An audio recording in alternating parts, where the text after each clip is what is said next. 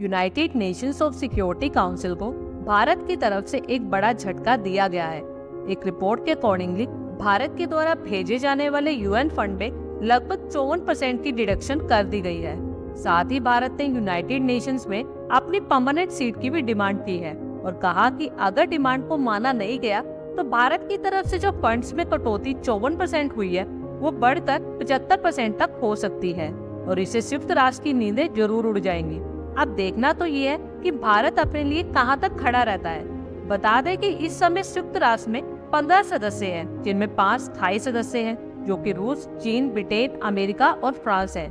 बाकी 10 देश non permanent members हैं जिनके पास वीटो पावर नहीं है, लेकिन ये फंड यूएन में सभी देशों से आता है। अब आप लोग भी सोचे होंगे कि भारत अभी तक संयुक्त राष्ट्र का स्थायी सदस्य क्यों नहीं बन पाया।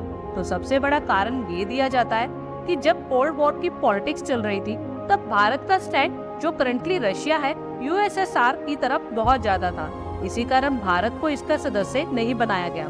इसके अलावा चीन जैसा देश भी परेशानी खड़ा करता रहता है और अब तो भारत भी पश्चिमी देशों की गेम को समझ चुका है। इसीलिए भारत की तरफ से दिए जाने वाले जो फंड्स है उनमें भारत ने कटौती कर दी है। भारत की तरफ से पहले जो 380 से 390 करोड़ रुपए का बजट दिया गया था संयुक्त राष्ट्र को, उसे अब कम करके सिर्फ 200 करोड़ रुपए का बजट दिया गया है। अब इसको लेकर भारत के ऊपर कई सारे सवाल भी खड़े किए जाएंगे। इसीलिए इस समय भारत के साथ ब्राजील, जापान और जर्मनी भी शामिल है, जो चाहते हैं कि वो यूएनएससी में स्थायी सदस्य बन जाए ताकि जो दुनिया के बड़े डिसीजंस हैं उसमें पार्टिसिपेट कर पाए। अब देखना तो ये होगा कि आने वाले समय में जो जियोपॉलिटिक्स में बदलाव आएगा वो भारत के लिए कितनी चुनौतियां लेकर खड़ा होगा।